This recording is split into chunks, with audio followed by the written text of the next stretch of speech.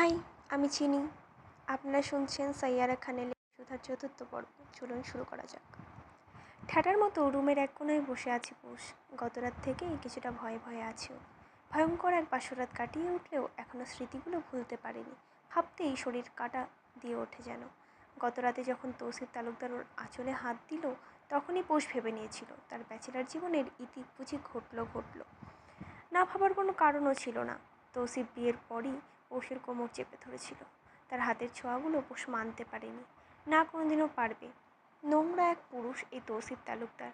গত রাতে নোংরামি করা তার নিয়ত আছে কি নেই তা বুঝবে কিভাবে পৌষ? সে কি থেকেছে বা কাছাকাছি কোনো খবর জানে? ভাষা ভাষা খবর পুরো এলাকাবাসী জানে তৌসিফ তালুকদার কেমন। কাজের মেয়ের সাথে এর সম্পর্ক আছে। কথাটা ভাবতেই ঘৃণায় গা রিরি করে উঠল পৌষের। এমন জঘন্য চরিত্রহীন পুরুষের বউ সে। তিন কুবল বলে নিজের জীবনে তাকে জড়িয়েছে পুষ। হোক রাগ করে, অভিমান করে, কিন্তু বিয়েটা তো সত্যি, জীবনের সবচাইতে বড় সত্যি। এই সত্যি ললাট থেকে পৌষ কোনোদিনও মুছতে পারবে না। আমৃত্যু সকলে জানবে তৌসিফ তালুকদারের বউ পৌষরাত হক পৌষ। এমন একজন পুরুষের বউ ও, যে কিনা তার ওই নোংরা হাতে কত নারী ছুঁয়েছে তার ইয়ত্তা নেই। আগের বউ নিশ্চিত এইসব কারণেই ছেড়ে চলে গিয়েছে। এছাড়াও কোনো কারণ পৌষ দেখে না। রুচিহীন পুরুষ। গতরাতে আঁচলে হাত দিয়ে বেহায়ার মতো কতটা স্বাভাবিকভাবে বলল, আমি সাহায্য করি পিন ছুটাতে, একা পারবে না? কেন রে ভাই, পৌষ কি বলেছে তোকে নলার মতো ওকে সাহায্য করতে? পৌষের কি হাত নেই? তুই কেন চাইবি সাহায্য করতে? যা তোর কাজের মেয়েকে সাহায্য কর পিন ছুটাতে। কথাগুলো মনে মনে বলে পৌষ সরে দাঁড়ালো। তৌসিফের মোটেও ভালো লাগলো না ব্যাপারটা। সে বিয়ে করে বউ এনেছে, বউয়ের প্রয়োজন তো সব তাকেই দেখতে হবে। এক ভুল মানুষ কতবার করে? পৌষকে হাতছাড়া কোনোদিনই করবে না সে। ভালোবাসা এখনও জন্ম নেয়নি পৌষের প্রতি, কোনো অনুভূতিও এখন জাগ্রত হয়নি। এটাই স্বাভাবিক। মানসিক টান এত তাড়াতাড়ি তো আর এসে যায় না। মানুষের সময় লাগে, সে সময় নেবে। মানুষ বলে এক দেখায় প্রেম হয়েছে। তৌসিফের কাছে এটা মিথ্যা মনে হয়।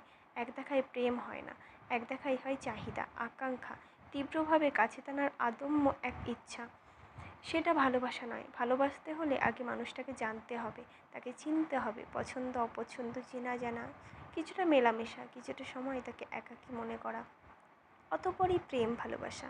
এই ভালোবাসা থেকেও গভীর ভালোবাসা তৌসিফ তালুকদার বেশি ছিল। সেই ভালোবাসা তাকে বুড়ো আঙুল দেখিয়ে চলে গিয়েছে। নামমাত্র স্বামী বলেই তৌসিফ চেয়েছিল পৌষকে সাহায্য করতে, কিন্তু পৌষ ভেবেছিল ভিন্ন কিছু। ও নিজের আঁচল টেনে সরিয়ে ভীতু অথচ রাগী গলায় বলেছিল, আমার কাছে আসার চেষ্টা করবেন না, আপনার ছোঁয়ায় আমার ঘৃণা লাগে। ব্যাস, তৌসিফ তালুকদার ক্ষেপে যাওয়ার জন্য এই দুটো লাইনই যথেষ্ট ছিল। লাল দুটো চোখ দিয়ে যখন তাকালো পৌষের দিকে, তখন যেন পৌষের প্রাণ পাখি উড়ে পালালো যেন। তৌসিফ ক্ষিপ্ত হাতে পৌষের আঁচল টেনে এক হাতে পেঁচিয়ে নিল। চোয়াল শক্ত করে বলেছিল, স্বামীর ছোঁয়া ভালো লাগে না তাহলে কারটা লাগে? ওই বাকাটে প্রেমিকেরটা? হতবাক অবাক পৌষ বলদের মতো দাঁড়িয়ে রইল। কিছু বলার মতো ছিল না তার। এই সুঠাম দেহের মানুষটার সামনে নিছক দুর্বল এক প্রাণী সে। নিজেকে বিসর্জন নিতে প্রস্তুত হওয়ার আগেই তৌসিফ দক্ষ হাতে একে একে সব পিন ছাড়িয়ে দিল। কুচির পিনটাও সে খুলে সবগুলো ড্রেসিং টেবিলে রেখে যেই না পিছু ঘুরল, অমনিই দেখলো পৌষ শুয়ে পড়েছে। মেয়েটা যে ভয়ে তখনও কাঁপছে তা টের পেয়েছিল তৌসিফ। সে শুধু চেয়েছিল পৌষ যাতে ফ্রেশ হয়, রিল্যাক্স হয়, তাহলে আরাম পেত। কিন্তু এই মেয়ে একটা তেড়া, তাকে সামলানো দিতে তৌসিফের ঘনপল্লবে আবিষ্ট চোখই যথেষ্ট। কথাগুলো ভাবতেই বুকটা এখনও ধুকধুক করে উঠল। তৌসিফ ঘুম এখনও ভাঙেনি। পৌষ পা টিপে বারান্দায় গেল। বিশাল বড় বারান্দায় দেখা মিলল কিছু কমন আনকমন ফুলের চারার। হয়তো এমনই সময়ে এসব পৌষের নজর কাড়ত। তবে আজ বিষাদে টইটুম্বুর তার বুকটা ছটফট করে উঠল কারোর জন্য। মানুষটা কি তার পুষিকে এখনও মনে করছে? সে কি ভালো আছে? তার হৃদয় পোড়া গন্ধটা কি ঠিক কেমন? পৌষ আর ভাবল না। বাইরে তাকাতেই দেখলো রোডের টং দোকানটাতে দাঁড়িয়ে হেমন্ত। এক ধ্যানে সে দেখছে পৌষকে। চিনচিন ব্যথা শুরু হলো তার বুকে। সিগারেট হাতে সকাল সকাল এখানে কেন দাঁড়িয়ে আছে হেমু ভাই তা বুঝল না পৌষ। বুঝতে চাইলেও না। শুধু তীব্র অভিমানে মুখ ফুলিয়ে চলে গেল সেখান থেকে। হেমন্ত তখন আধ খাওয়া সিগারেট হাতে দাঁড়িয়ে রইল। তাদের পৌষটা এমনভাবে এলোমেলো হয়ে আছে কেন? তাকে কি রাতে কেউ নতুন পোশাকও দেয়নি? মুখটা এত মলিন কেন? কেউ বুঝি জানে না তাদের পৌষ সারা রাত একটু খায়?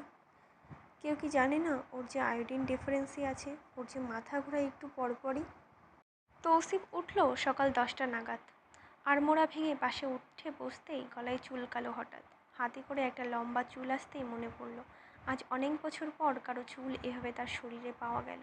নিশ্চিত পৌষের চুল খোঁজে আশেপাশে তাকাতেই দেখলো পৌষ এক কোনায় গুটিয়ে বসে আছে। হঠাৎ এভাবে ওকে দেখে মায়া হলো তৌসিফের। শুকনো মুখটা দেখে বোঝা যাচ্ছে সে খায় না অনেক ঘন্টা ধরে। মাথাটা কাত হয়ে ঠাকাতে বোঝা গেল না ঘুম না সজাগ। তৌসিফ এগিয়ে এসে সামনে দাঁড়াতেই দেখলো পৌষ চোখ বুজে আছে। এক গালে হাত দিয়ে ডাকলো তৌসিফ, পৌষরাত। কিছুটা লাফিয়ে উঠল পৌষ। নিজের এতটা কাছে অর্ধ উন্মুক্ত তৌসিফ তালুকদারকে দেখে চমকালেও ওকে ভড়কানোর সুযোগ দিল না শরীর। দাঁড়িয়ে থাকা পৌষ ধপ করে বসে পড়তেই তৌসিফ বাহু চেপে ধরল। কপালে চিন্তার ভাঁজ দেখা দিল। চিন্তিত স্বরে বলে উঠল, পৌষরাত কী হয়েছে? Are you okay? এই তাকাও আমার দিকে। খালি পেটে মাথা ঘুরে উঠেছে পৌষের। মনে হচ্ছে বমি এসেছে। ওয়াক ওয়াক করতে করতে বাথরুমে ঢুকলো। পিছনে হাজির তৌসিফও। পৌষের লজ্জা লাগলো অচেনা এই লোকের সামনে বমি করতে। কে বলেছে পিছু পিছু আসতে? এখন কি বিয়ের পর বমি করেও শান্তি পাবে না পৌষ? তৌসিফ নিজেই পৌষকে ধরে রুমে আনলো। দুর্বল পৌষ চাইলেও হাত ছাড়াতে পারল না। এই লোকের ছোঁয়া তার সহ্য সীমানা ছাড়িয়ে যাচ্ছে। হঠাৎ গম্ভীর কণ্ঠে তৌসিফ জিজ্ঞেস করলো, বিয়ের শাড়িটা অনেক পছন্দ হয়েছে তোমার বুঝি? তাই এখনও পরে আছো? এটা কি আনকমফোর্টেবল লাগছে না? লজ্জা পেল পৌষ, তবুও কথা বলল না। তৌসিফ আলমারির এক পাট খুলে বলল, তোমার জন্য এখানে কাপড় রাখা আছে, চেঞ্জ করে আসো। আমি আসছি বলেই তৌসিফ বের হলো। পৌষ দেখলো আলমারি ভরা কাপড়। হাতের কাছে এক সেট কাপড় নিয়ে ওয়াশরুমে ঢুকেই দুটো গালি দিয়ে পৌষ। কাপড়ের ভাঁজে গোপন কাপড় রাখা। হাই তবা, সাইজেও খাপে খাপ মাইনকার বাপ। কীভাবে জানলো এটা? কে বলল? চাচি বাদে তো কেউ জানে না। চাচিই কিনে দেয় এসব। এই লম্পট লোক কি তাহলে চাচিকে জিজ্ঞেস করলো এইসবের সাইজ? আজকের মতো এই পর্যন্তই। আপনারা ভালো থাকবেন। আজকের জন্য বাই বাই।